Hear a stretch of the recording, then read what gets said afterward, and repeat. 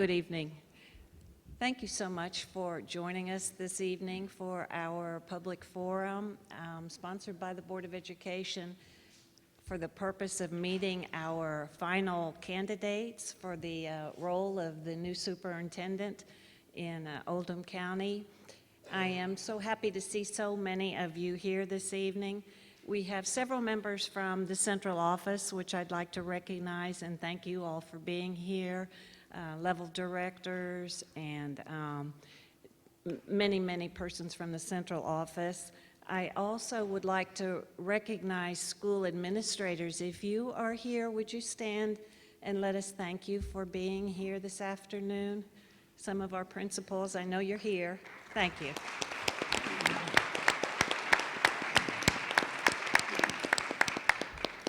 The next group of people that I really would like to thank is the screening committee. The screening committee took the bulk of the work really from the Board of Education in terms of screening the candidates for this job. And the screening committee had 16 applicants, and I'd like to recognize those individuals at this time. I saw several of you come in. That screening committee was chaired by Francine Cook, who is a parent. Are you here, Francine? Okay, thank you, Francine. You can stay standing. I'm going to recognize everybody. We had another parent, Ken Hodge, serve on that committee. The nice thing about this screening committee was we had a spectrum of participants from around the district. So it was a nice diversity. We had 2 certified members of the district. We had Michael Sharp, Mike, Heather Dotson. We had Principal Chris Kraft served on that committee. We had Patty Baker, a classified member of the committee, and board member Kevin Woosley.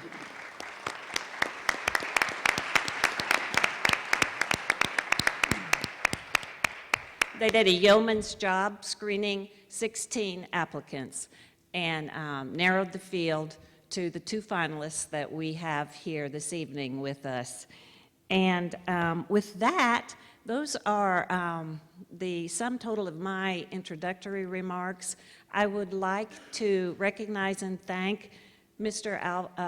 Alvin McWilliams, the director of the Art Center, for hosting us this evening. And Mac has some opening remarks, and Mac is going to serve as the facilitator for this event. So thank you very much for being here. Yes, thank you, Mrs. Fletcher. I'll go ahead and give just a few words about our forum structure.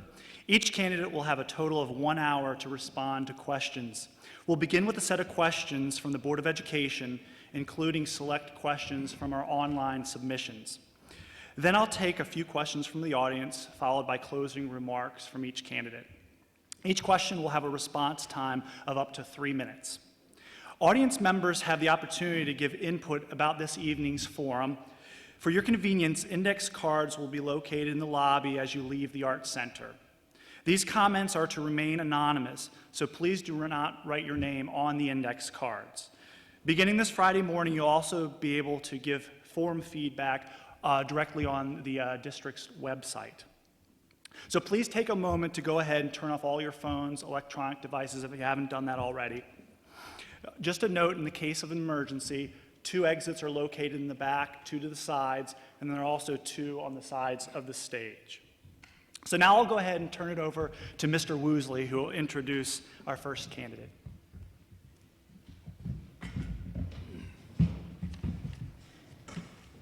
Good evening. I just wanted to reiterate what Mrs. Fletcher said about the hard work of the selection committee. We spent many hours pouring through applications, and we've got it down to where we feel like we've got the best possible candidates that we presented to the school board. Part of that involved a facilitator this year from the Kentucky School Board Association. At this time, I'd like to introduce Mr. Tim Eaton. Mr. Eaton spent 32 years in education and 10 years of that at the Superintendent of Pulaski County. So, ladies and gentlemen, let's introduce Mr. Tim Eaton.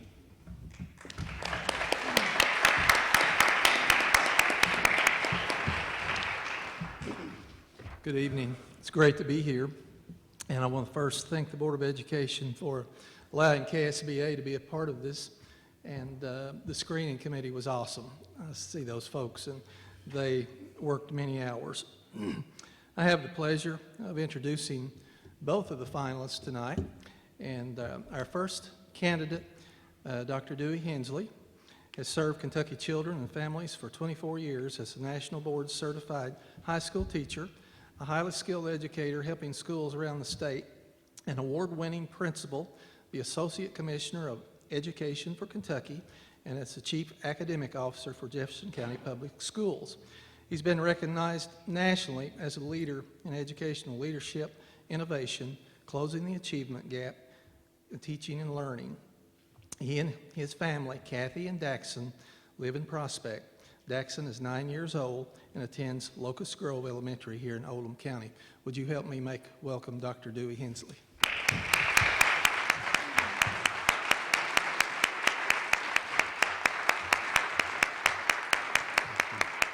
Thank you. We'll go ahead and begin, Dr. Hensley. Please give us a brief overview of your work experience and any non-career details you would like the community to know about you. Well, I believe that my career is defined by results. Throughout my career, I've had the opportunity to learn from so many great people, some of them in this room, and that has led me to be very passionate and clear about what I want to do, my moral imperative, which is to help children be whatever they want to be.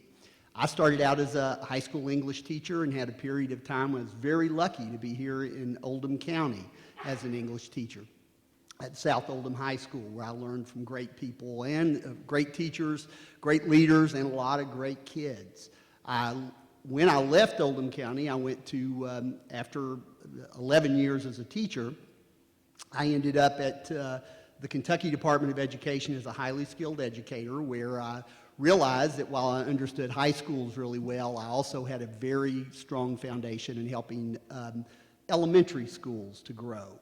So I ended up in Covington, Kentucky, in what was at the time labeled the most difficult district in the state, where I had an opportunity to work there and had a great deal of success and continued to learn more and more about how you help kids achieve what they want to achieve.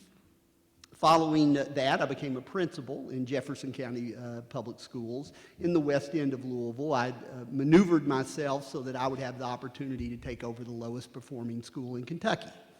And that's where I wanted to be. That was the kind of work at that time that I wanted to do, because I needed to be certain that the strategies that I had used over a period of time could work with all kids, even the most struggling, and was able to find out that that was actually very true. The people I pulled together and the teams we created were highly effective in that role and in that arena, in that place. So after that, I was recruited by Dr. Terry Holliday to come to Frankfort to be in charge of school turnaround for the entire state, which was an exciting opportunity and was really the only thing at that time that would have had me leave the principalship. I believe very strongly in the role principals play, and I learned so much about instruction and about curriculum and assessment and people by leading a school. So this opportunity came about, and I saw it as an opportunity to try to take some of those principles and apply them to the entire state. I went there, but during that time, my home district, Jefferson County, went through a kind of an upheaval. And there was an opportunity there for me to return as chief academic officer, which I agreed to do because I loved those kids. And I knew that I could make a difference there. And over a period of time, I made a substantial difference in the lives of those children.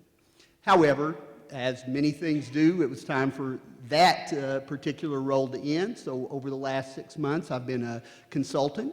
I've been working with school districts and working with South Carolina, Tennessee, and some other places around school equity, around instructional practices, and around school leadership for turnaround. Great. Next question. In evaluating yourself, what do you feel is your greatest strength? Also, what areas are you currently focusing on for professional growth?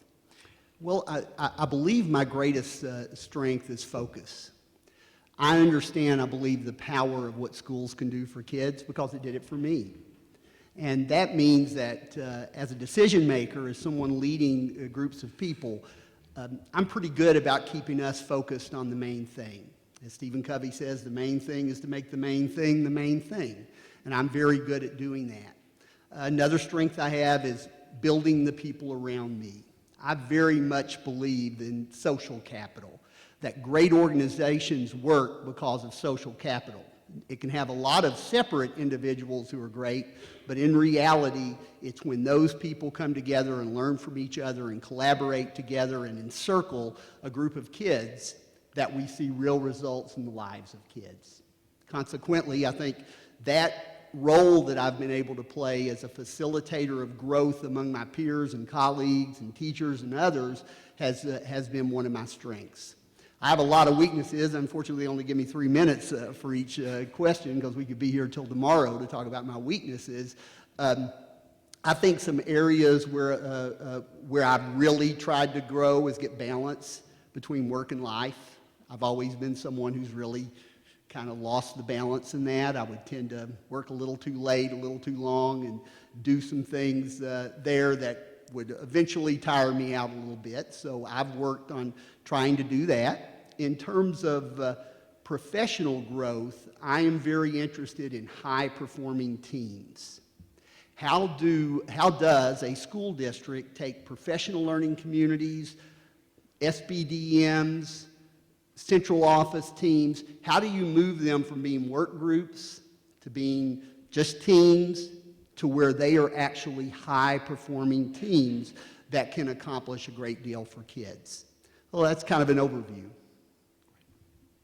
What kind of instructional practices would you encourage and support to maximize student learning? Well, the first instructional practice is goal clarity. It is extremely important that the teachers and everyone understands exactly what kids need to learn in order to be successful. Consequently, our ability to plan toward that goal is extremely important. And it's a skill that teachers, particularly beginning teachers, don't get a lot of practice at doing. How to look at a curriculum, how to deconstruct that curriculum and take time so they're clear on exactly what a student needs to learn. There's other practices, though. One particular thing that I'm interested in right now, and I've been doing some presentations on, I call contextual learning. And contextual learning is the ability of a teacher to take kids and put them in relevant experiences in the context of reality, where they're doing real, authentic things, but at the same time, they're mastering the standard. Now, a lot of places want to do project-based learning, and they do a lot of great projects. However, kids walk away having been engaged, but they didn't master the standard. Some teachers attempt to just focus on the standard and treat that very directly, and there's some good to that. But in reality, what we need to be able to do is engage kids so they can transfer that knowledge into their future. Kids need to be able to take the knowledge they have and use it later, not just let it drift away or dissipate. Consequently, I've been working on training some teachers in different places around how to plan that way and how to develop units that enable them to put it in the context yet still master the standard. Our next question comes from one of our online submissions. This comes from Joe McWilliams. Based on your knowledge of Oldham County schools, what are the 3 greatest challenges facing the district over the next 3 years?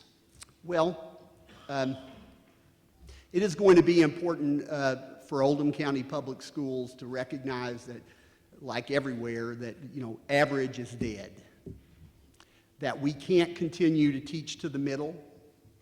That if what we do is teach to the middle, what we end up with is our highest performing, most gifted kids don't get everything they need. And our kids who struggle, the kids that need us absolutely the most, don't get everything that they need. What we have to be able to do is make that important shift from all children can learn, which has been a great motto for the state of Kentucky for a long time. We need to move away from that. We need to move toward each child will learn. And it's figuring out how to differentiate for kids in a way, put kids on success pathways that are relevant to them. Things they want to do, things they want to be a part of, things where they still master the standard, but they have the opportunity to truly grow And school districts that aren't able to tackle that at this point are seeing more and more kids that, while they graduate more, they're the students that drop out of college early. They're the students who don't meet their full potential. Our goal in Oldham County Public Schools ought to be that our kids have so many choices and opportunities when they leave us, they do whatever they want. And those opportunities, kids that in the past may have gone to center, if that's what they want, that's great, thank you. May have gone to center, if that's what they want, that's great. Those same kids should have an opportunity to go to Harvard. They should go to Yale. And kids in the past that were unsure about who or what they would be when they left us, those kids need to have career pathways that we've helped them design so that they have an opportunity to be successful. And that's a very big challenge for school districts to become more and more embedded in the reality of kids' lives and helping them to recognize what path they want to take when they get to college or when they move directly into a career, where they can go with that. And it's really important. It's difficult to do. More and more places are trying to tackle that. But until we can send kids to college where they understand what they're doing so that they don't major in something that gives them $100,000 worth of debt and no job opportunities after they leave, we're letting them down. School districts have to be able to advise kids and counsel and guide them and challenge them in order for them to be successful. And with average being dead, one thing that's really important as Kentucky moves away, as Kentucky makes itself more school district based, it is extremely, extremely important for us to develop our own set of standards, to understand what we say in our school district is important for our kids to know. We have to be able to empower them. We have to be able, not because of state accountability, not because of anything else other than that's our moral imperative. That's who we are and what we do as an organization. We have to build our kids to be the strongest they can be. And that means the most pressure put on us ought to be by us to do the best we can. Great. Yeah, great. What is your vision to help Oldham County schools reach the next level of educational excellence?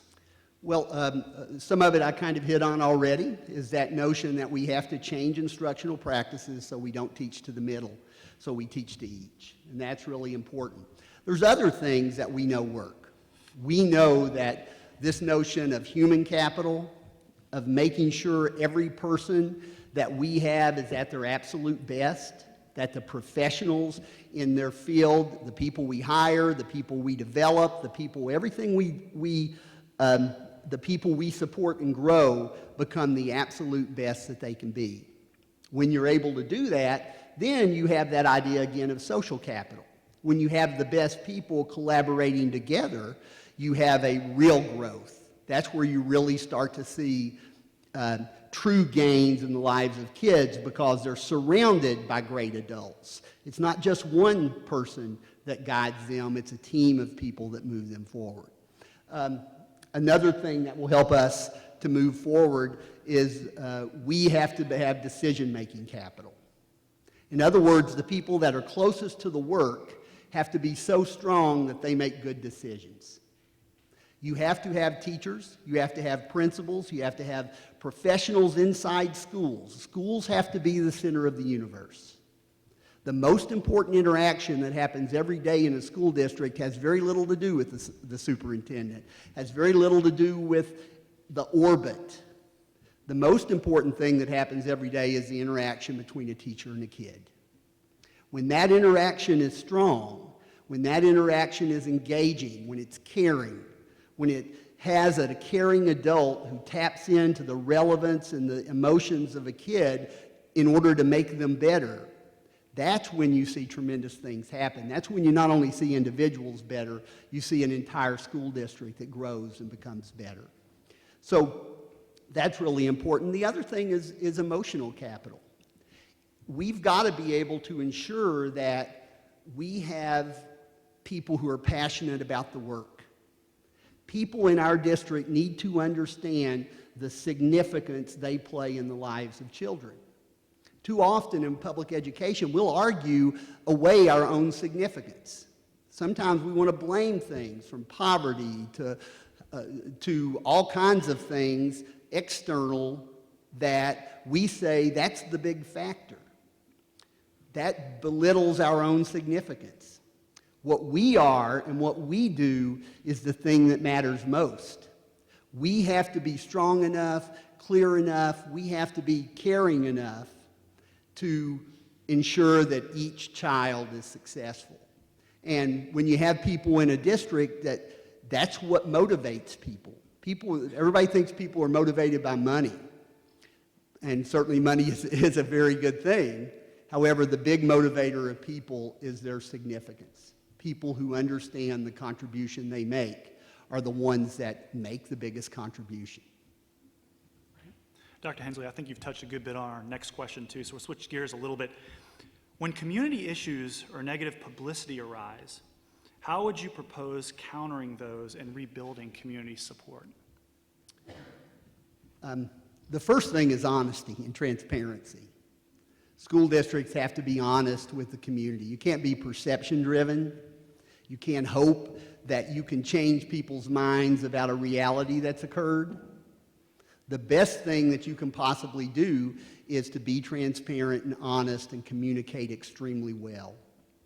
Whenever you do the right things, it's like you're putting money in the bank.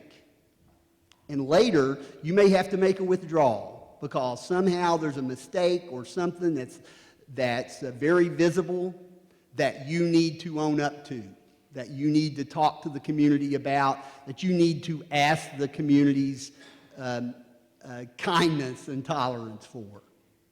So the first thing is to be transparent and honest. Second, you have to have you can't wait till something happens and then start communicating with your community.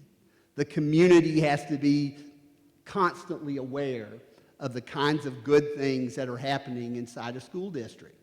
Oldham County, as a distinguished school district, is powerful. We need to ensure that everyone recognizes the great people that work in the district, the great work they do, the tremendous kids that we have, and the kinds of work and products that they're producing. The more you do that, when something does occur, you're extremely well prepared for it because you've been honest. Trust is something that a lot of organizations lose, and you can't lose trust. And the way you lose trust is through dishonesty and lack of transparency. And when people see something and it doesn't align with what they've heard, because that's the very definition of integrity, isn't it? That what you say aligns with what you do. So it's very important that a school district be principled, that it be honest and transparent. And then you build trust. And when you have trust with people, then later those kinds of things can be very helpful. To be more practical with my answer, we want to take advantage of every venue that's possible to communicate what's going on, both within our school district. The most important,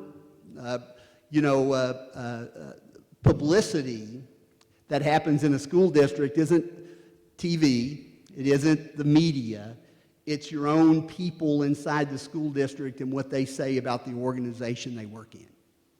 That's a large group of people, and when they walk out and say, hey, I work in a special place that is honest, has integrity, and I'm proud to be there, well, that message spreads. It spreads through Walmart and Kroger and all those places to the kitchen table, where when families sit and talk to their kids, they're able to understand what's really going on and see things through a lens and a perspective that's much more honest. Our next question is also one of our online submissions from Becky Livingston.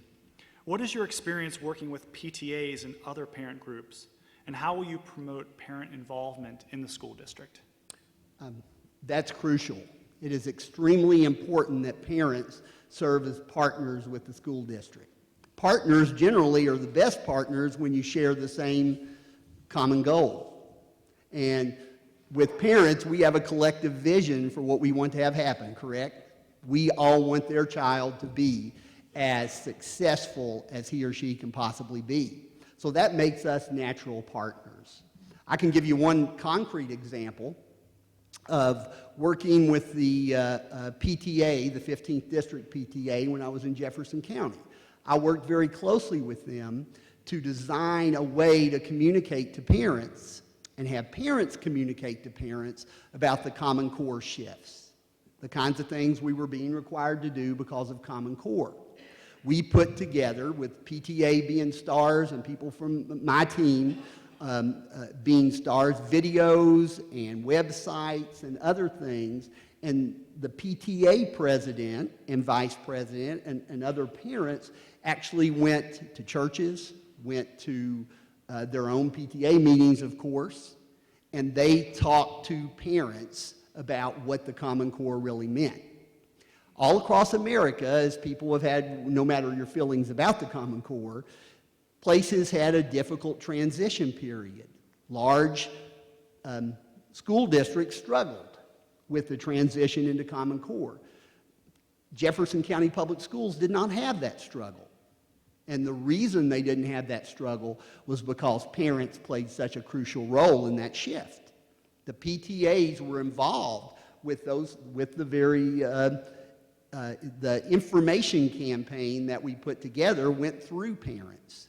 So it was no big surprise. Time Magazine came and did a story, and the district they wanted to focus on was Jefferson County, a large, high-poverty urban school district, because of what they called the success of that rollout. Well, it wasn't JCPS that was so successful, it was the parents that actually led that effort. So, again, you have to be able to communicate to parents. Communication is often a theme that you come back to, right? We have to be able to communicate in such meaningful ways that people feel involved, where they're actually engaged in real work. Too often when we try to engage the community and parents, it means plant a tree in front of a school, which there's nothing wrong with that. That's wonderful. But we know that the needs are greater than that, and we know that people feel when someone truly wants to be involved in helping change the lives of kids, you need to give them the opportunity to do that. And a PTA and partnering with parents is fundamental. All right. If you have to make cuts to the budget, where will you make the cuts? And what would be your plan for allocation of district resources? It'd be very challenging to say that, because the first thing that I would do is listen and learn. I do have a general philosophy, though. I'm very results-driven. So I look to selectively abandon those kinds of programs and those expenses that aren't leading to kids being successful. So our own critical analysis of what we have going on in the school district, when we're able to truly determine what benefit the cost has in the lives of kids, not just in adult convenience, but in changing the direction of kids' lives, then that's where you turn to see what you need to preserve and what you need to selectively abandon. I mean, budgets are values. I mean, what you budget for tells the world this is what we value. So it's extremely important when you're thinking through a budget to have clear priorities and to recognize what outcome you want. Goal clarity. What is the goal that you're after as a school district? What's the result you want? And does this input that we are paying for actually lead to the outcome we want? So the first thing I would begin to do is look at data, evaluate how programs are doing. And certainly you don't do that by yourself. No smart superintendent would do that. It's pulling your team, your guiding coalition together and deciding, hey, this is what we value, this is what we're going to fund, this is what works. And that's very important for a lot of reasons. One of them is, maybe the most important one, it's important to be the stewards of the taxpayers' money. Taxpayers invest in school districts in order to see the results for their children and the children of their community. Consequently, you have to take each dollar and ensure that it's aimed toward that outcome so that kids do better. So academic achievement and creating supports and programs for kids that remove obstacles to learning, that's powerful. People invest in that. And when you're putting together a budget, that's foundational. That's something that you have to ensure from the very beginning that what we do is what we value, and what we pay for is what we value. And data plays a real key in ensuring that happens. Next question is, what is your vision for support services in Oldham County Schools? Well, I like to refer to support services as encircling each child. It's extremely important that an organization, and it's a little different way of thinking than traditionally we have with academics and supports and resource teachers and those kinds of things. Those are extremely important. But what we have to be able to do is create a system that encircles each child so we can support children, we can support families in meaningful ways. Now, one thing that's been very successful that I've done in the past in a couple of different places, particularly in Jefferson County, was to not just allow the school district to be the safety net. That is where you can use a community and partner with a community and great people, churches, agencies, support systems, donors, the Education Foundation, a large group to create a net that supports children inside schools and supports teachers. And I've called that Louisville Linked, and I don't know if you've had an opportunity to read about any of those things. It was a vision of connecting electronically all the support systems in Louisville around needy kids. Now, the great thing and sad thing is that all needy kids aren't needy in the same way. All outside organizations and all powers in the school district, all the assets you have aren't equal. Sometimes you have to be smart enough, strategic enough to connect the needy kid to the organization that can actually meet that need. So in the past, we've often just kind of pushed it out there and hoped that we could randomly meet that need. And in order for a school district to be really successful, you have to be so strategic. You have to be so smart in facilitating that connection that you actually support kids and families. Over a 2.5-year period, over 100,000 incidents of families being supported were attributed to Louisville Linked. It ended up where we were able to get homeless families into homes, where we were able to do all kinds of even literally saved people's lives with medical care built around Louisville Linked. Now, in Oldham County, while there's still those cases where we need to be that astute and that dedicated to kids that we can do that, one thing that we need to do to support kids, particularly our kids who haven't found their success pathway yet, is to actually connect them with businesses and caring adults in the community who can change their life, who can model for them and give them a sense of how they can be on a pathway towards something relevant for them. So I would look at our support system, tying it to academics, how we could actually create those success pathways for individual kids. Another question from our online submissions. This is from John Jasinski. Discuss your ideas for ensuring students are college ready, and in particular, career ready following graduation from Oldham County Schools. Well, the first thing is to actually connect kids to those pathways where they recognize what they want to be. You can't be career ready until you have some kind of idea maybe of exactly what career or what your strengths are. This is a little off, but when people think about standardized testing, a lot of people don't like it because it's standardized testing. The problem with standardized testing isn't the fact that it's a test. It's that it often forces schools to pull kids away from the things most important to them. So a kid can't find his or her bliss or the things that really matter to them because we're prepping them mostly in their weaknesses. So if a kid is a great writer, we're apt to pull him away from doing that and put him in math class an extra 2 periods a day.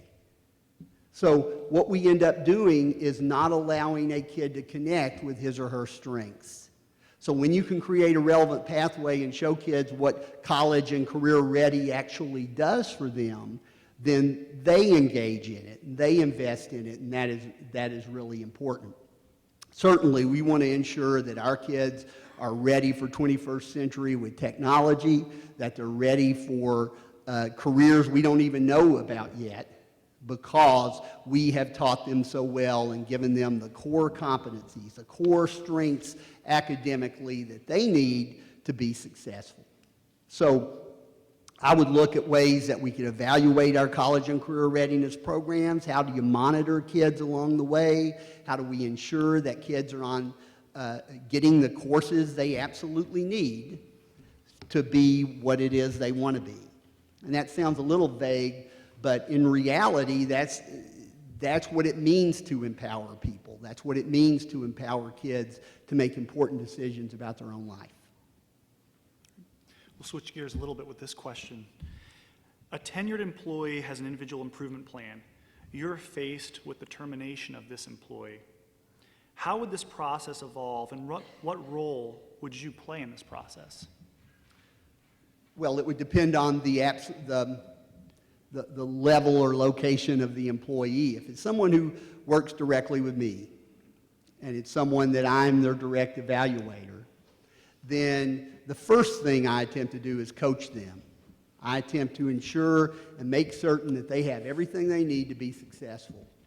I challenge them. I ensure they get the training they need. I look at people inside the district that can serve and help them, people that can help them to grow. I put them in that social capital situation where they are collaborating with other people so they can grow. So that's the first thing. But in truth, by a long shot, the most important thing to me is outcomes for kids. That's why I'm in this business. That's what I believe in. And some people say it's about the kids. For me, it really is about the kids. And the people that I work with, and when it's my responsibility, I do everything possible to ensure that the kids have exactly what they need to reach success. So I've been in a situation at one time with over 10,000 employees where I would sit across the table from someone and have a fierce conversation and mandate change and remove them if they can't make those changes because the outcomes aren't happening for kids. That's the first thing for us, is to be about students, put them in the center of the universe, and make sure that all the adults around them are well equipped to help them grow. Now, whenever it's at the school level, at different levels, I empower my employees by making certain that everyone knows what we're about. You have to ensure that everyone has a sense of what an Oldham County principal looks like, what an Oldham County teacher looks like. And I don't mean that in physical appearance, obviously. I mean that what are the key components, the key skill set, and the key attitudes and beliefs or dispositions that people have inside our school district. And we certainly don't want to force someone to think a certain way, but we want to ensure that everyone's clear what we stand for as a school district. And then, when someone's performance falls within that, everything works well. If it's outside that realm of what we stand for, then there has to be action. Okay. The next question is also our final online question. And you touched a bit on this with expectations for high-performing groups. This is from Chad Duvall, but I think you can zero in a little bit more on that too with this. He states, superintendents need a well-developed view and active role in talent development. How do you plan to develop leadership in administration, teachers, and students? Well, it's my belief that leadership plays such a crucial role that it has to be part of the rituals and routines and processes of my job to develop those people. I mean, you have to understand that while you manage money and time and resources, you lead people. So it is extremely important that our organization have the ability to grow leaders. We would ensure that leaders learn from each other, that we're not a group of separate leaders, but all of us belong to the same leadership cadre. And from that, we're able to work together, we're able to learn from each other, we're able to see exactly what can happen. Second, you have to look at a pipeline for leadership. In other words, you have to recognize, and principals do a great job with this, as soon as possible, you start recognizing the future leaders in the school district. Everyone has opportunities, of course, but when you can find the people that have a natural inclination toward leadership and start cultivating them toward that, then you can ensure that you have successors. You have people along the way who grow and become strong. Now, one way to do that is to look at our teachers. There's a new kind of leader that's required in our schools today, and that's an instructional leader. A lot of people refer to themselves as transformational leaders, or they talk about they're a servant leader, and those are wonderful things. But what the research tells us for schools and school districts, the leaders that have the highest impact on kids' performance are those people who identify themselves as instructional leaders. They're the ones that understand teaching and learning in such a powerful way that the decisions they make, even if they're outside of school, the decisions that they make enable and empower learning in every single classroom. So instructional leaders have to be developed. It's easy to fall into the trap of management. And while management is really important, you manage time and money, and that's important, but you lead people. And the best organizations are filled with leaders, people who understand how to pull people together, pull guiding coalitions together to encircle kids and make good things happen. Great. Dr. Hensley, is our final question before I take to the audience for questions.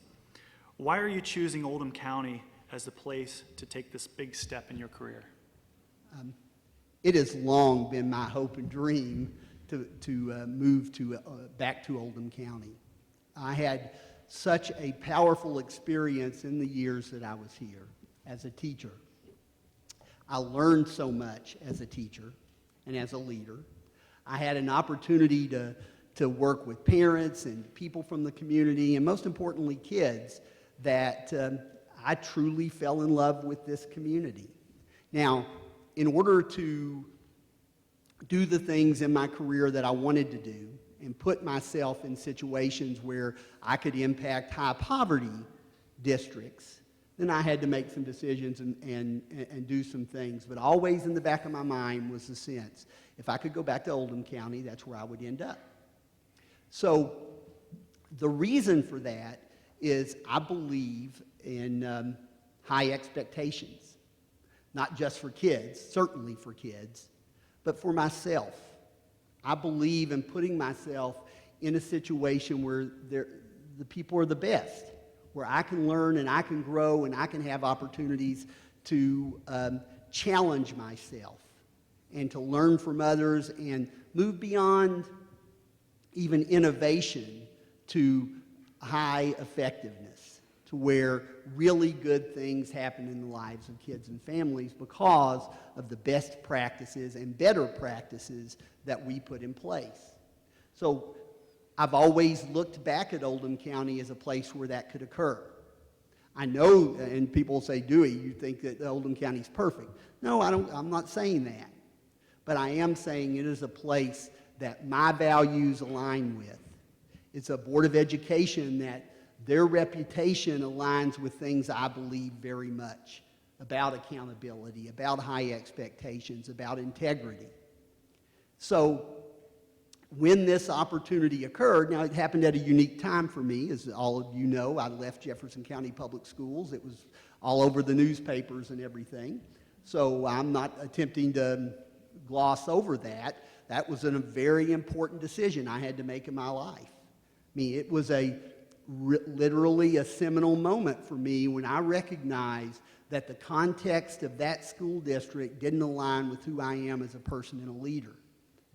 So I needed to make I looked, and when I realized that honesty and certain things that were extremely important to me maybe weren't as important to others in the school district and leadership of the school district, I felt I needed to make a statement, and not only make a statement, I needed to put myself in a place where I could be successful, where I could ensure that my integrity and the things that I believe in would be valued, and I could preserve those things.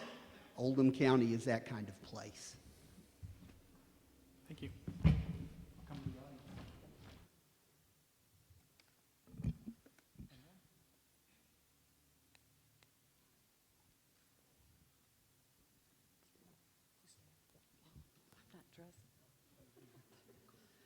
My name is Jill McNiven. I am the Vice President of Kentucky International Dyslexia Association. I am a certified rank 1 special ed teacher. I've taught for many years. My question has to do with dyslexia in the schools. 20% of the population has dyslexia, 1 in 5 students in a regular education program. That's 850,000 students in Kentucky. Currently, Kentucky is number 7 on the lower end of the totem pole on ACT scores in reading. We also have HR 158 in place to provide intervention and assessment in public schools. How would you address dyslexia and teacher training and students receiving interventions in Oldham County? Excellent question, because one thing we truly have to look at is students with disabilities. We have to look at how we remove obstacles to learning for those particular kids. When you look at our district data, we can see that kids with disabilities struggle in Oldham County, as they do across the state. So us being able to diagnose well and put together plans that address that is extremely important, and I include dyslexia in that. Now, we know that there's debate about whether dyslexia counts as a disability for IEPs and those kinds of things. I'm not so interested in that debate. I'm interested in each child removing whatever obstacle we can for them.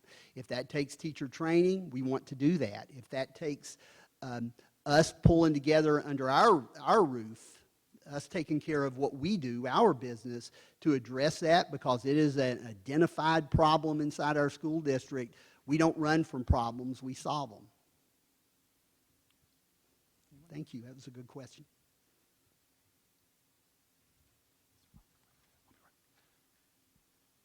We do have time for about 4 to 5 questions. Hi, my name is Ryan Houchins. I actually grew up in Oldham County schools, and recently when I purchased a house, thinking of my future children, I decided to come back to Oldham County. How do you directly plan to address the growing drug and underage alcohol problem in Oldham County? Brian, that's an excellent question, and that could be asked all across Kentucky, as I've worked with a group in eastern Kentucky around drug prevention, looking at all the factors that are affecting academic performance in that part of the state. It's scary. I mean, it truly, if we don't aggressively attack those kinds of things that are big obstacles to kids learning, we're really missing, we're watering our flowers in the front yard while the house is on fire. So you're on to something that's extremely, extremely important. I'm not certain, I have to be completely honest, what educational programs we presently have in Oldham County that deal with that, where we're lacking, what we would look at how we could do anything possible to partner with everyone, agencies, linking everyone that we could to ensure we identify those kids and we address the needs of those kids. One interesting thing that I had the opportunity to lead was actually putting drug and alcohol counseling programs in 2 different schools. We worked through Louisville Link, the structure I described earlier. We worked with a couple of organizations that helped to pay to put at Valley High School and at Doss High School those kinds of clinics so that we could respond to the growing need in that particular community around drug and alcohol abuse. So we were able to help some kids, not as many as I wanted, and it was just it was a drop in the bucket, but we have to really address that. A second thing, and this sounds odd, is early childhood. When I look at Oldham County, and please bear with me, Brian, I'm not trying to take you down a different road here, but it's connected. When I look at Oldham County, I see that we have, in Kentucky, 50.1% of kids show up at kindergarten labeled school ready. In Oldham County, when you look at 8 of our elementary schools, we have a range that has kids showing up on first day of kindergarten school ready, 55%, which is substantially above the state average, all the way up to 86%. We have a group of schools, 8 of those schools, that when it comes to school readiness, their kids are showing up way above the average school ready. LaGrange Elementary, unfortunately, is only at 41% of school readiness. So that tells me 2 things. One, the tremendous work that's happening at LaGrange Elementary, where they're taking kids who aren't, a higher percentage of them or a lower percentage of them are school ready, and moving those kids up to proficiency. So some wonderful things are happening there. However, it also tells me that we need to look at how we use pre-K education, how we connect with agencies, how we connect with daycares, childcare, with the parents in our county, particularly around that area of the kids that attend LaGrange Elementary, to cultivate those children towards school readiness. If we could increase that number up to just our district average, about 70%, that would be powerful. We would take a lot of kids who down the road would be so academically engaged. And I'm not saying that literacy is the total answer to drug prevention, but it goes a long way when a kid's in a school where he or she belongs, where they feel that sense of belonging, and where they're academically ready to do well. And I think if we can back time up a little bit and build that strong foundation, we would have more kids who are inclined to say no to drugs, which is an odd statement, right? But we would have more kids who are so successful, have such a sense of belonging in our schools, that we help them. And that idea of a sense of belonging, in schools, for a long time, we had it wrong. We thought a kid's the captain of the basketball team, or leading scorer, or he's the president of the science club, or he's one of those kinds of high achievers. We put his picture on the wall. He's an achiever. He gets to belong. When in truth, that doesn't work. The real idea is belonging comes before achievement. So the idea is to make sure every single kid in our school district, no matter where they're from, what they do, what their behaviors are, we build in them a sense of belonging. When you build the sense of belonging first, then what happens is higher achievement. So for us to be sensitive at the earliest possible age to ensuring that a kid feels he or she belongs in an academic setting and that there's a pathway to success for them through that, that's another way we can help to deal with some of the problems that are very important that you described. Thanks, Brian. Thank you. Carl Studerman, Crestwood. I've seen the Jefferson County assessment calendar and the K-Prep schedules, and it seems that I think fifth graders are assessed for about 32 hours total throughout the year. Can you give your opinion on the amount of assessment testing that our children go through, as well as how it affects and drives the curriculum in the classroom? When we use those kinds of assessments, when our primary assessment is simply that summative, that at the end assessment, in a way that's an autopsy.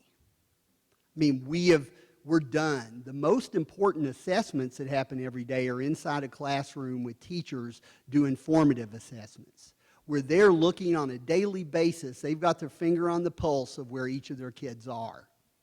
If we could get much, much better at formative assessment, if professional learning communities could pull teachers together so that they work really well at designing assessments and diagnosing kids using that data and changing what they do in order to ensure kids are successful, then those summative tests they're a consequence.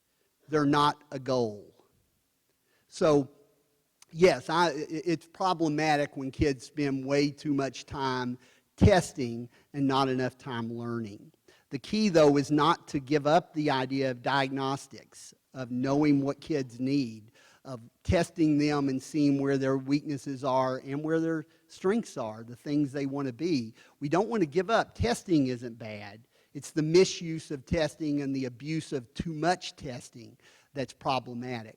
So in terms of what's happening at the state level, in terms of how the accountability system will change in Kentucky, and right now I know that that Dr. Pruitt, our commissioner, is doing an excellent job. He's going around the state listening as people talk to him about accountability, looking at, okay, how do we get this right and balance it in a way that we get the information we need so we understand school quality, we understand how kids are doing, we're able to address disparities in our state, while at the same time not spending all of our time weighing the pig instead of feeding it, if that makes sense. I think on that pig note, we're going to conclude here, Dr. Hensley. Will you all join me, please, in thanking Dr. Hensley? Thank you. Thank you so much. Before we proceed with our question and answer period with our second candidate, I feel like I was remiss in the beginning of this evening in not introducing our interim superintendent, Mr. Rick McHarg, on the front seat. So will you join me?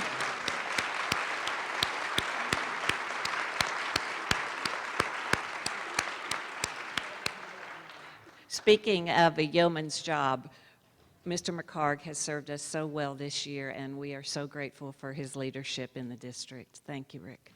So I am once again going to turn the platform over to Mr. Tim Eaton and let him introduce our second candidate.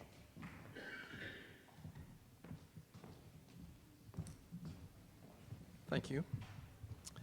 Our second candidate for the night and our final candidate is Mr. Greg Schultz. Mr. Schultz is a career-long educator. He started his teaching career at Oldham County High School, where he was named Teacher of the Year in the school in 1998, prior to being promoted to the Dean of Students Associate Principal position. Mr. Schultz left Oldham County when he was hired as principal of North Bullitt High. Mr. Schultz has spent the last 8 years serving as Assistant Superintendent of Learning, Student Learning at Bullitt County. In his tenure at Bullitt County Public Schools, they have risen from the bottom of the state rankings to the top third in the state and have seen improvements in all areas across the instructional front. Greg Schultz is a native Kentuckian. He celebrated his 25th wedding anniversary this past fall with his wife Angela. Mr. Schultz has 2 sons, Jake and Tim. Jake is a junior at the University of Louisville, where he swims for the nationally ranked Cardinal swim team. Tim will graduate from Ballard High School this spring and plans to attend Bellarmine University majoring in computer engineering. Would you join me in welcoming Mr. Greg Schultz?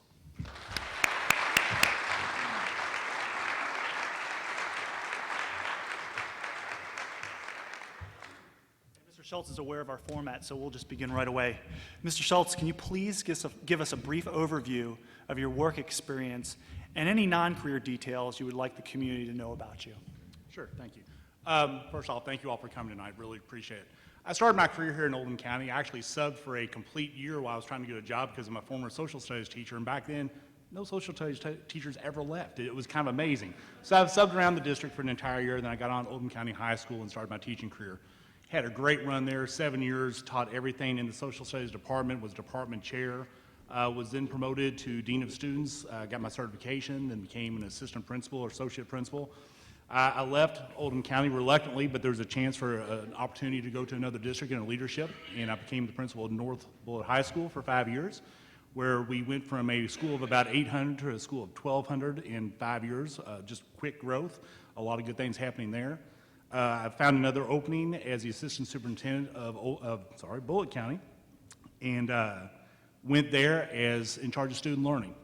And keep in mind, when I was in Bullitt County, we were pretty far behind, and we had to turn the ship around pretty quickly. So we had to do a lot of great things for kids in a short amount of time.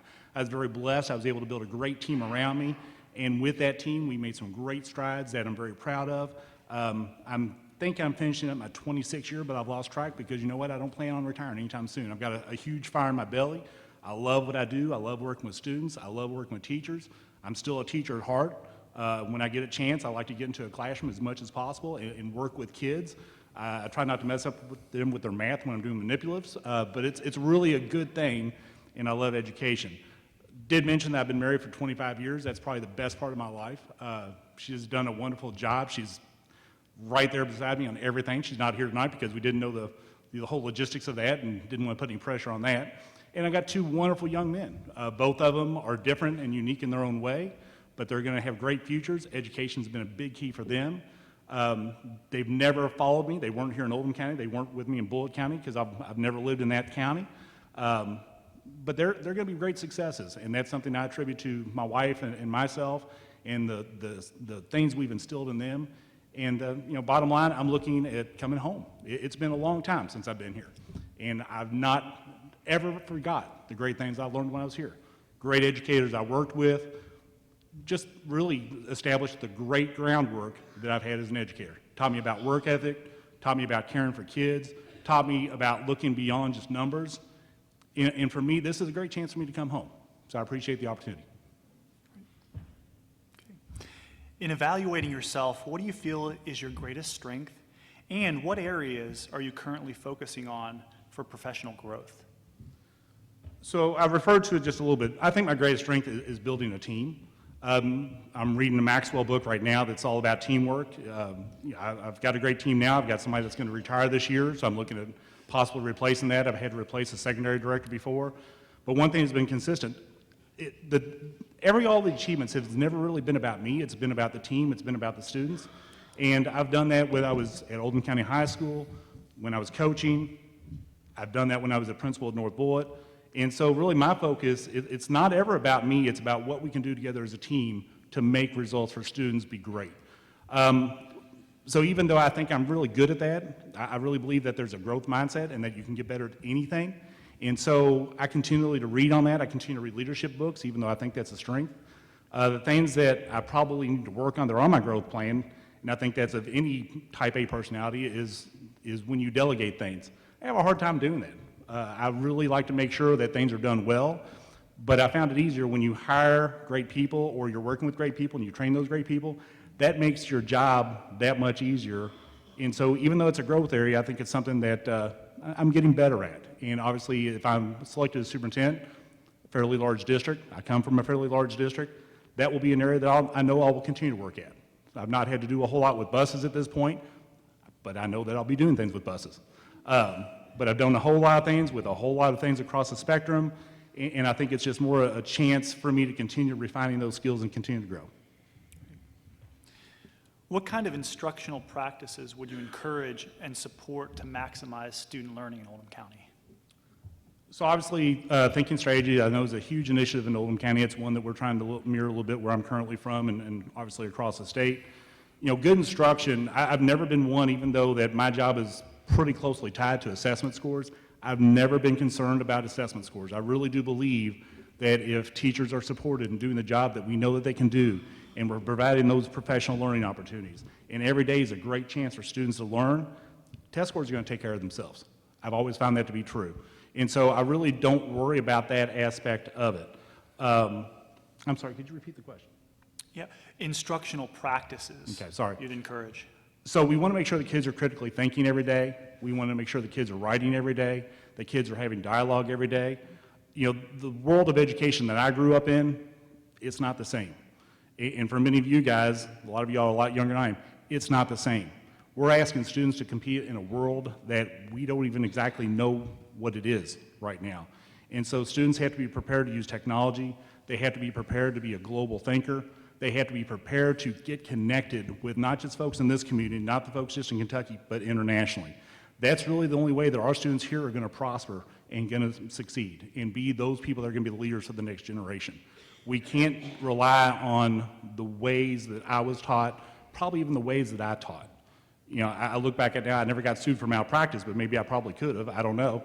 But the whole idea is that we have to engage our students. We have to walk into a classroom, and it can't be the teacher doing stand and deliver. It has to be students working together, working collaboratively, asking great questions, reading great works, discussing and writing, and bottom line, keeping it as real as we possibly can to the real world. We live in a very challenging society. For our kids to be able to compete in that society, they have to be able to do those things. And Mr. Schultz, we took online submission questions from our staff, community members, parents. And our first one is, based on your knowledge of Oldham County schools, what are the 3 greatest challenges facing the district over the possible next 3 years? So, you know, there's data, and I've seen the data and I've looked at the data, but there's always stories behind the data. So one of the things that stands out to me is that as good as Oldham County is in college readiness, you know, our composite scores are about 3rd in the state. Awesome. We are not maximizing for all kids what could possibly be career explorations. We need to, there are great opportunities out there. And when a lot of times when we talk about career, people that are my age or a little bit younger, a little bit older, they have a vision of that as it's like a blue collar job or it's a lower level type of employment. And that's not career anymore. We're talking biomedical, we're talking nursing, we're talking all those upper end technology things that we can get kids started in a career path when they're in our schools. So I think that's one challenge that we're going to have to address. Another challenge that we're going to have to address is we're going to make sure that the novice is closed, the gap is closed. You know, there's a moral imperative to education. And I think here we do a great job with a lot of great stuff. But I also know that we can always hit more at the novice level. And I guess the challenge is how do you maintain that high level and then bring the bottom up as well? You know, what I don't ever want to do is go down towards the middle and then bring the top down, and that doesn't work. So we got to continually strive to hit the top as well as then hit the middle. And then there's a growing EL population here. There's a growing different segment of the population. And so we need to make sure that we're hitting those kids where they need to be hit with their learning needs and their support, and to make sure that they can access the curriculum just like everybody else can. If I could add one, you know, I always like to think we need to make special education special. We need to make sure that what we're doing in those classrooms is top notch, because all students have to be successful. We don't have enough bodies where we can say these 10% or this 15% don't have to achieve. Every student has to be able to achieve so they have a chance at a good lifetime. Mr. Schultz, talk to us about your vision to help Oldham County schools reach the next level of educational excellence. I don't know if you're familiar with the book Good to Great by Jim Collins. It's a classic read. This is a great school district. If you're working here, if you're a parent here, if you're a community, you know that. But like any other thing, that growth mindset, we can always get better. And so we've talked about those ACT scores being 3rd in the composite. Maybe it's taking more kids from getting 26s to 29s.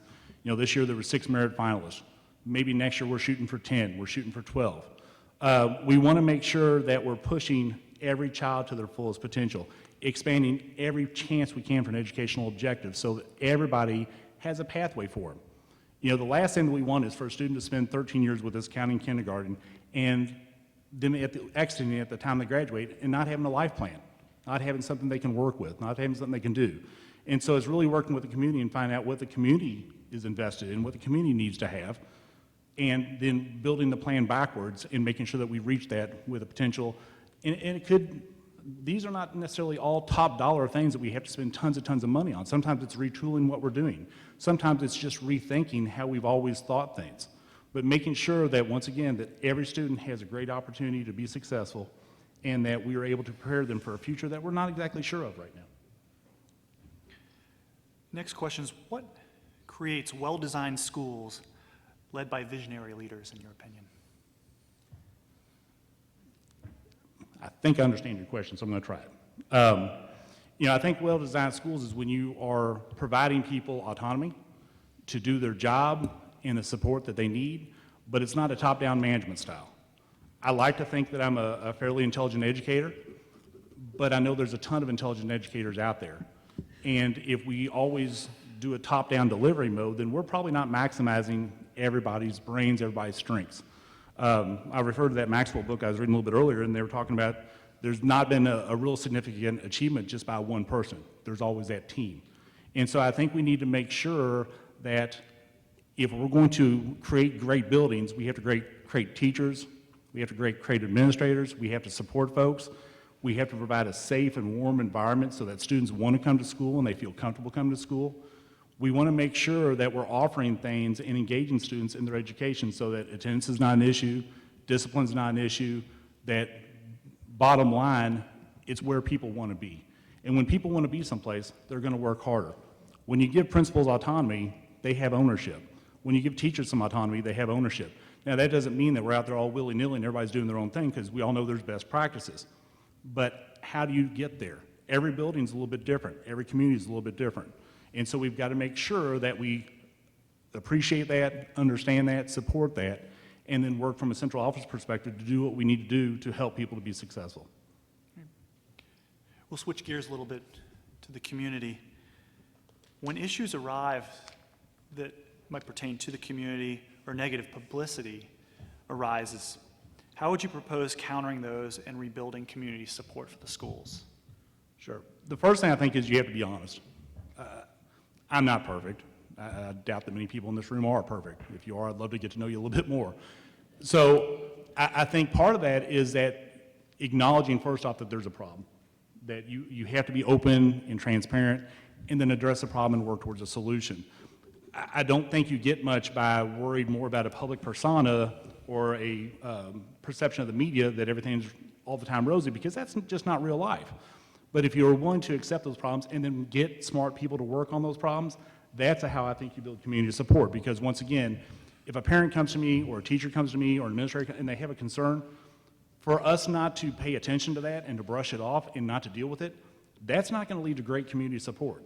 They're going to think nobody cares, no one's listening, and that's not going to move the school district forward.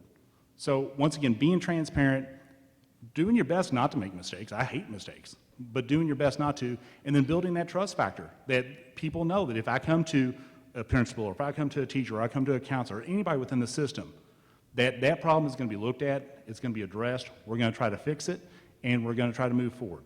I think by doing that, you establish a sense of trust in the community, and you get people to realize that we're all here for the same thing, the best education we can have for our children. Another online submission reads, what is your experience working with PTAs and other parent groups, and how will you promote parent involvement in the district? So parent involvement is always a struggle. Sometimes it's the same parents that you see over and over and over again, and that's fine, that's great. But we want to make sure we outreach as much as we possibly can. So when I was principal at North Bullitt, there was no such thing as a PTA, and so we started a PTA. We started with about 3 members. When it was all said and done, we ended up with about 100, and that wasn't too bad for a high school. Now I do Title I in my current district, and parent involvement is always a big key, so we're always looking for great ways to get parents involved in their child's education. And I think it's you know, the old style PTA was maybe you expected them to bring in some cookies every once in a while and things like that. We want to move parent involvement and parent PTA to the next level. We want parents to be actively involved. We want parents to tell us, what do you need us to do for your students so that they're successful? If we can build those partnerships, there's no stopping the achievement of students. You know, usually, I've yet to have a conversation with a parent in 25 or 6 years of education where when it all boiled down to it, we didn't want the same thing for their child. We want the best for your child, they want for the best for their child. Figuring out how to get there sometimes is a little bit rocky, but if you develop those strong relationships, whether it be a PTA, a PTSO, site-based councils, just open invitations for parents to come in your buildings, I think by doing those and having a transparency among your schools, I think at that point, you're going to get more and more parents involved and more parents buying in. I think sometimes as educators, we fear that parent component because, you know, we're the ones with the degrees, we're the ones that have all those things, but parents have a lot to say about their children also, and schools need to listen to that, and I would hope that would be something that we do on a regular basis. If you have to make cuts to the budget, where will you make the cuts? And what would be your plan for allocation of district resources? That's a great question and a tough question, especially when you're coming from the outside. You know, obviously the biggest amount of money that you have allotted in your budget is personnel. And so sometimes that's a quick and easy solution, and sometimes you have to cut positions. Not always the best solution. It goes back to what you have to do is when you're spending your funds, you have to make sure that you're maximizing the dollars that you're spending your money on.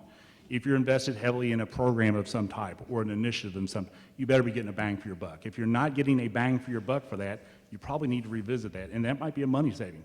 I know in my past history, not too many years ago when we were doing some revisions of our English language program, we were spending a lot of money and we weren't making a dent. We were not doing much of anything to solve the issue or to educate. We switched up what we did. We added a technology implementation piece with it with Rosetta Stone, and we cut that expenditure in half, but more importantly, we all of a sudden started generating results for students. We now have students that are access testing, which is the annual test, and we have more students that are showing proficiency on that test than ever before. And that was a budgetary cut, but more importantly, it was a budgetary cut that made a huge difference for students. As we make cuts, the one thing we always want to keep in the back of our mind is how's it going to impact the end user? How's it going to hurt the student? And as much as possible, we want to minimize that. We want to make sure that the students don't feel the pain of those budget cuts because ultimately it's their education. That's what we're here for. So I can't sit here and say a line-by-line veto exactly right now what would have to be cut, but one thing that we would definitely be doing is we're looking at everything that we do, inspecting it, making sure that there's value to the money that we're spending, and then making informed decisions based on results, based on data. And that's just on a whimsical, I'm going to cut that because there's $5,000 sitting out there. Mr. Schultz, what is your vision for support services within Oldham County Schools? I think the name says it all, support services. You've heard that's transportation, that's school food service, that's buildings, all those things. The schools cannot function without those critical areas. If you think about it, the first time that a student has anything to do with a school in the morning, it's a school bus driver. And if it's a bad experience, that's probably not going to be a good experience for that child that day. So, I think sometimes that we overlook that side, but they're hugely important because they are the things that make the school system click. The whole idea is marrying both the instructional side with the student support side so that everybody's on the same page and that we're making informed decisions so that all students are receiving the benefit. We've got to make sure that the buses are running efficiently so that students are getting to school on time so they can get their lunch or their breakfast if they're receiving that in the morning, and so that they can go to their class and they're ready to go. So I think we have to pay attention to support services, and once again, they're just as much as an important professional as a classroom teacher. I know back when I was at Oldham County High School, I had a plant manager by the name of Mike Cole, and Mike Cole saved more kids probably than a lot of people ever knew, because he'd put his arm around a kid that was causing problems. He would make sure that young man or that young woman didn't do that again. It may involve them going to pick up some trash or doing some cleaning or something like that. Mike Cole was a great educator. His title said plant manager, but he was a great educator. He did a lot for students, and the kids loved him. He was visible. He was a great person to have out in the hallway. So you cannot do this without support services. They're an integral part of the system, and we just need to make sure we're always working together for the best of kids. another one of our online questions. Discuss your ideas for ensuring students are college-ready, and in particular, career-ready, following graduation from Oldham County schools. So looking at the data, we do a great job with college readiness.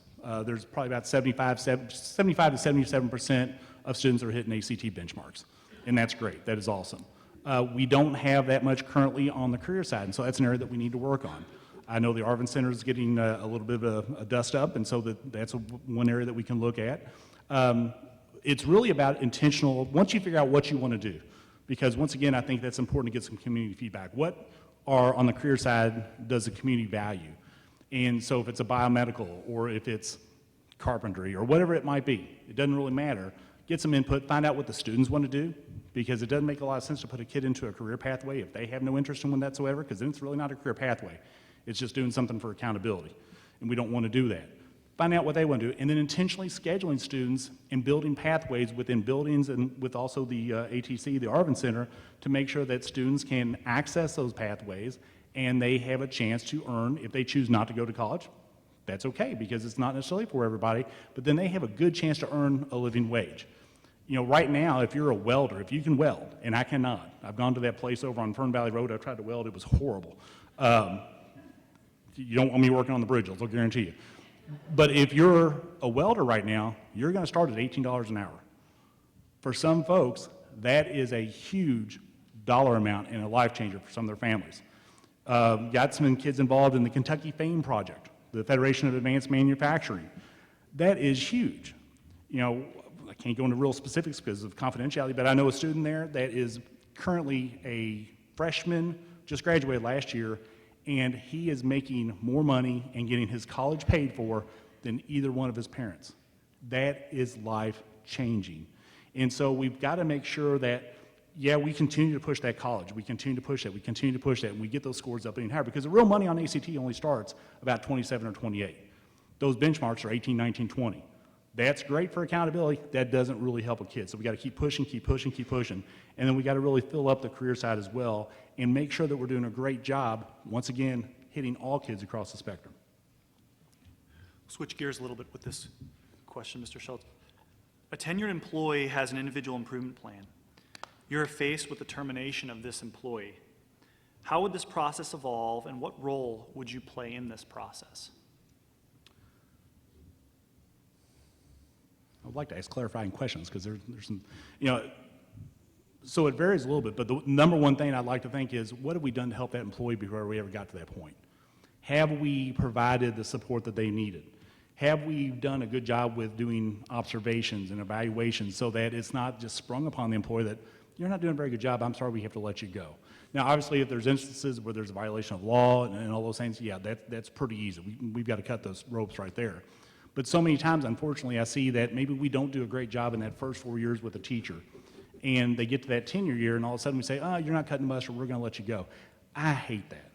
Because the way I look at it, if I was doing a poor job, I need somebody to tell me. I want somebody to say, you know, if I do this, I can make you better. I have a strong belief in my personal coaching ability, not necessarily from a sports standpoint, but from a professional standpoint. I also have a firm belief in instructional coaches and them working with teachers and your building level instructional leaders, working with teachers to get them better. So that's our first thing. We've got to make sure that we're working to get them better. If it gets to the point where we can't, and that does occur, then every conversation, it doesn't matter what it is, has to be professional, has to be open, has to be transparent, and sometimes we just have to advise people that education is not the right profession for them and they're going to have to move on. And so every county has, for the most part, state law that they follow, and so you make sure that you're documenting, you're providing assistance plans as need be, make sure you're hitting the deadlines. But I guess the mindset is, you know, no one likes to terminate anybody. Unfortunately, I've had to do it. I think anybody that's been in a leadership role in the past has had to make those recommendations. But I don't feel really bad about it if we've done a really good job all the way from the start to the finish, working on getting folks to where they need to be, and maybe it's just not the right career path for them. At that point, we do have to cut strings, because bottom line, we're not an employment agency, we're an education agency, we're here for kids. That's our number one priority. And if you can't do it in the classroom, even though we've tried to help you all those times, we have to go a different route. We'll go ahead with our final online question that was submitted. It reads, Superintendents need a well-developed view and active role in talent development. How do you plan to develop leadership in our administration, teachers, and students? Yeah, it goes back to, I think, one of the first questions when you asked about one of my strengths, and I said teamwork. I have been blessed with being able to hire a lot of people. Most of my team around me now, I've hired. Most of all the instructional coaches, well, all the instructional coaches in my current county, I've hired. 9 of my current sitting administrators are folks that I hired as instructional coaches. These are people that I've personally had some role in training them, whether me actually doing some training or providing them training through OVAC or through national conferences or through regional conferences or whatever the case may be. So my vision is that the only way that works is that you have to develop a sense of trust. I had one of my coaches talking to me the other day, and she was having a problem. I said, well, have you talked to this person about it? She goes, well, I don't trust them as much as I trust you. And I know that if I talk to you about this, you'll help me work through this and you'll help us get better. That has been kind of a hallmark of my leadership, that you're going to tell me things, and I'm going to try to help you solve those problems. I'm an educator at heart. So whether you're a student in first grade, or if you're in 5th grade, or if you're in graduate school, or if you've been teaching for 15 years, or you're an administrator for 15, I want to help you get better. By doing so, I grow, they grow, and then we're able to develop talent. You know, I think the jobs that we ask people to do in education are so important. You can't do it alone, and so you have to spend time developing folks, whether that be book studies, whether that be conversations, whether that be peer mentoring. The list goes on and on and on, but the whole idea, it's all about the expectation that it's new learning all the time, getting better all the time. When you do that, and you have that growth mindset, and you expect people to grow, people tend to grow. You set the expectation, people tend to meet that expectation. Our final question before I take questions from the audience is, why are you choosing Oldham County as the last place, or as a place, to take this big step? I hope you don't know something I don't know. Felt pretty healthy when I walked in here, I'm just saying. Big step in your career. You know, I hit on it a little bit earlier. I've been doing this a long time. I've got a great job. I work with great people. We've done great things. To me, this is really a once-in-a-lifetime opportunity for me to come back to where I started, to where the place that gave me such a strong foundation, I can come back. You know, there's, I guess it's karma, a little bit of fate or whatever. Oldham County has a need for a leader. I'm a leader. I want to be the person to help come and move this district to even further grades. You know, I know Mr. McCarg, known him for years. Great educator. What an honor for me to follow up somebody like him. You know, I see Dr. Hazelton in the background, my first principal. A lot of great ties to a lot of great people. This is a great opportunity for me to come back and give back to the community that gave me my start. That might sound a little bit hokey, but it's true. It really is. You know, then you have to just look at the obvious. Who wouldn't want to work in this district? This is a great district. Who would pass up that opportunity? You know, 19, 20 other people tried to get it as well. So, I mean, I feel privileged to get to this point that I have the opportunity to come back home. But it's just, it was a great place when I left it. It's a great place now. I think I can help make it even greater if given the opportunity.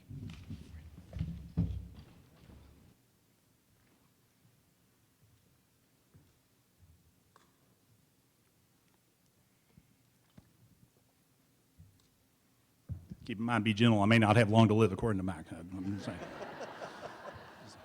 I'll try to make this quick then. Mike Sharp, North Oldham High School. I also have the opportunity to be a part of the Oldham County Education Association.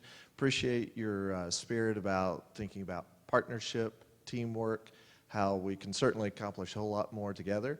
And just curious and interested to hear a little bit more of your insight as we try to partner, you know, across the district for the success of students. What you see the role of working together with groups like the Oldham County Education Association for further excellence in our district. Sure. So, you know, once again, anytime we get a chance to sit together and talk about educational issues and educational concerns is a good thing. And I try to keep an open door policy so that people are, I'm very approachable. I mean, when I shut my door either maybe I'm dying, I don't know, or I'm on the phone or something like that. But I mean, my door is open on a regular basis because I want people to come and talk to me.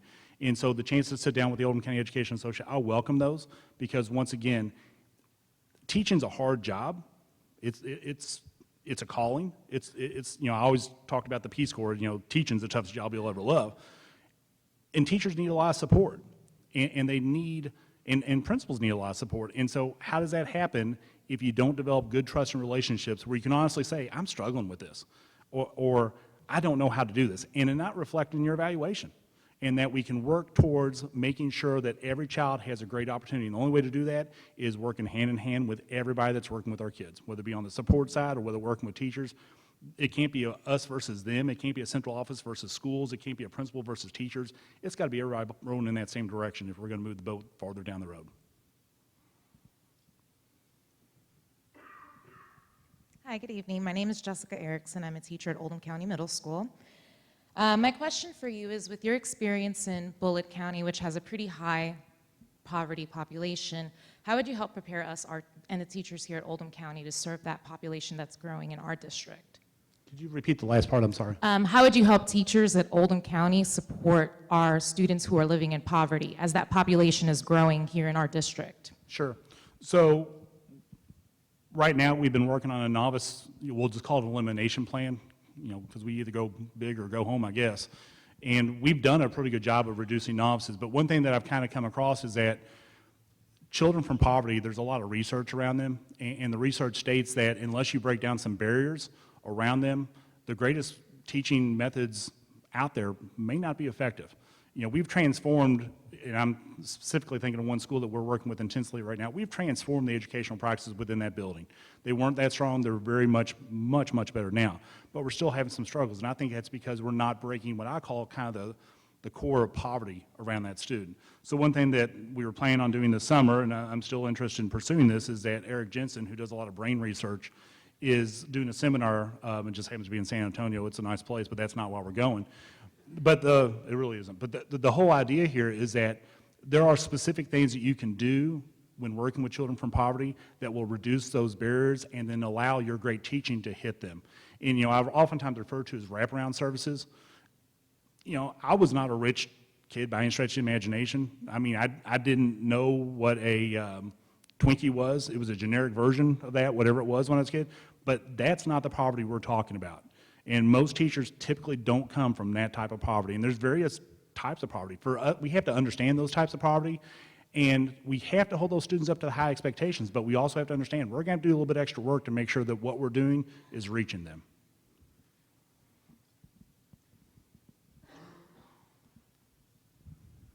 Mr. Schultz, John Jasinski. Now, human capital is an investment, and 84.8% of our teachers are master certified. However, Oldham County continues to lose that investment to Jefferson County because teachers are paid $6,000 to $10,000 more. How do we protect that investment and decrease that turnover? That is a great question, and it hits home because we're experiencing the same thing where I'm currently at. And the best way to combat that, to be honest with you, in all honesty, we'll never be able to compete with Jefferson County as far as salaries. Just no way. The tax base is just not large enough. Just can't do it. So what you have to do, you have to make this a great place to work. And it is a great place to work. You have to make it to where you don't want to go into Jefferson County for the money, because most teachers I know, when it comes down to it, it's about job satisfaction. It's about helping kids. Now, that doesn't help when you're trying to feed an extra member of your family and things like that. But bottom line, we have to offer more than just money.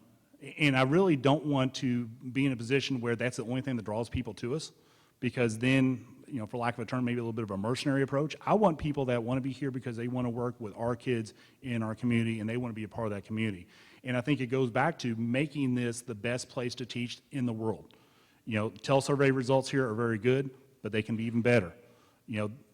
We just want to make sure that and I think a little bit of that is providing the right resources for teachers, providing the assistance for teachers.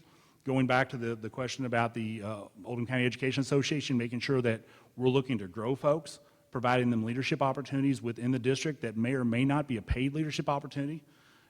I was always a pretty good teacher. I mean, I actually got a plaque for it at one point, and it was never a thing about money. It was always about feeling validated by what my students were coming back and telling me, and feeling validated by when my peers were across the hall saying, I want to come see what you're doing because you're doing some neat stuff. We have to continue to build that climate, because bottom line, as much as I'd love to pay people more, financially, it's just not going to be a reality.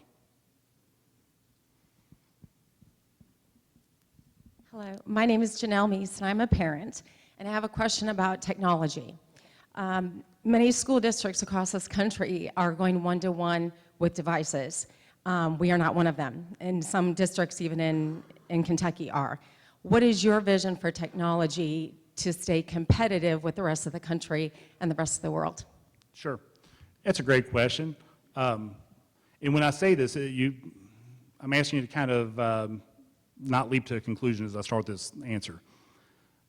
Unfortunately, I've seen school districts spend a lot of money on one-to-one and it not make a single change in what students are doing. And so they've outlaid, we're talking about increasing salaries, and all of a sudden we're putting all this money into an Apple computer or whatever, and it not generating any student results. So the first thing, if we're starting to talk about that, we need to have a really good teaching plan on what would we do if we increase the technology within our classroom. One way to start that is be a BYOD, bring your own device initiative, and get that going. But we would have to change, I'm assuming, I've not been in the classrooms, based on current knowledge, we'd have to change some instructional practices to really make a one-to-one initiative something that can happen. Now, the really nice thing is that there are a lot of devices that are coming down in prices.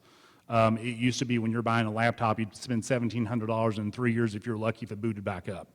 You can get Chromebooks now in the area of $200 to $300, and they can run virtually everything. They're web-based. We have to make sure the infrastructure within the schools are strong enough to support those, because once again, a device with that internet capability is a nice size paperweight. So we've got to make sure that all those things are in place before we ever go down that path. With that being said, and that kind of makes it sound like I'm poo-pooing technology, we use virtual platforms currently. I am able to reach more students sometimes in the virtual platform, whether it be for course remediation or credit recovery, or in the case of EL for Rosetta Stone, or some interventions. There's times when a teacher will cost you maybe $65,000 or $70,000, and you can spend that on maybe some computers with some other stuff going on and achieve the same thing. That's not to devalue a teacher, it just means you have to be cost effective with your moves. So ultimately, I would like to see the increase of technology, because that is the future, but we have to make sure that it's done correctly, done wisely, and then done within a budget so that it doesn't bankrupt, so that we have more people going to Jefferson County because we can't afford to pay their salaries because we now have nice computers.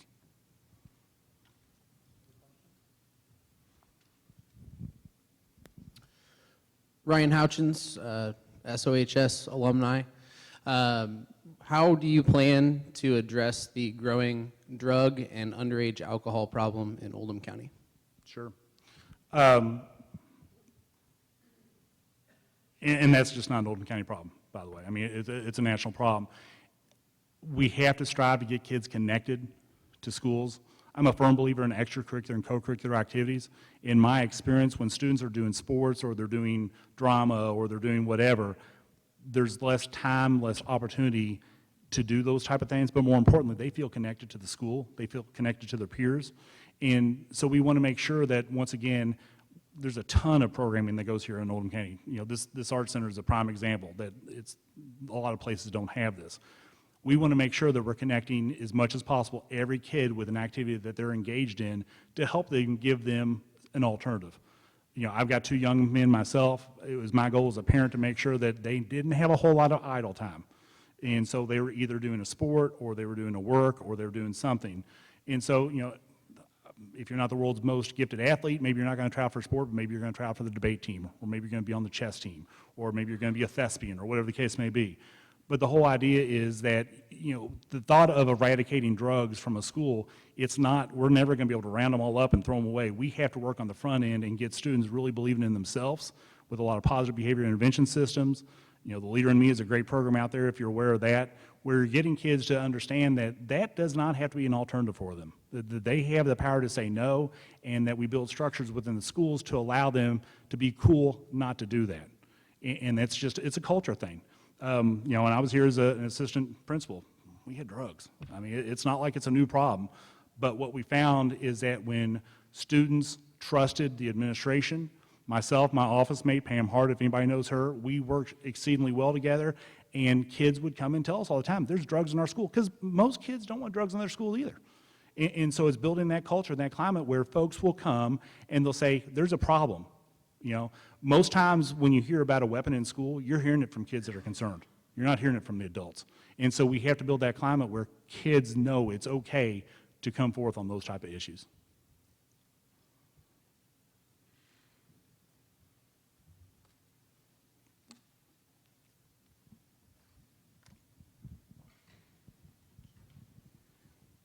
My name is Jill McNiven. I'm a Rank 1 certified teacher in special ed and vice president of the Kentucky Dyslexia Association. Currently, 1 in 5 students in a regular classroom have dyslexia. That's 20% of our population, even here in Oldham County. I hold monthly meetings, and currently I'm hearing from our parents, teachers, and even some administrators. They're frustrated with Oldham County schools not addressing dyslexia in the classroom appropriately. How would you address dyslexia and the reading problems that currently exist? Thank you. Well, specifically, I'm probably not going to be the one to go into the classroom and teach a teacher how to do that better, but I think it goes back to building systems to make sure that we provide up-to-date training, accurate resources, and more or less a mindset that this is an issue that is not getting smaller, it's growing, and that we need to make sure that the people that are addressing it have the skill level to do so. You know, I oftentimes say that we've got to make sure that when we're talking about special education, that it's special, that it's not that we're talking a little bit louder or talking a little bit slower, or we're really reducing the rigor within the curriculum. We have to figure out how these kids are wired, all kids, whether they have an IEP or they don't have an IEP. We have to figure out how kids are wired, and then we have to adjust our teaching strategies to make sure that we're hitting them to make them productive citizens down the road.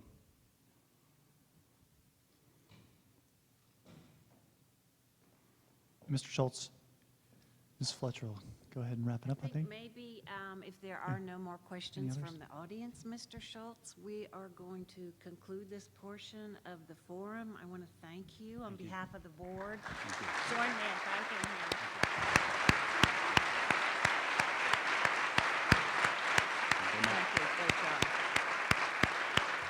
Thank you. Great job. Great job.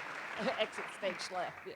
Thank you, Mr. Schultz. And thank you again, everybody, for being here. Great questions, great audience participation. The objective that the board has set for themselves is to identify the next superintendent by the April board meeting, which is the 4th Monday of the month. And so we will work towards that. And thank you again for being here this evening.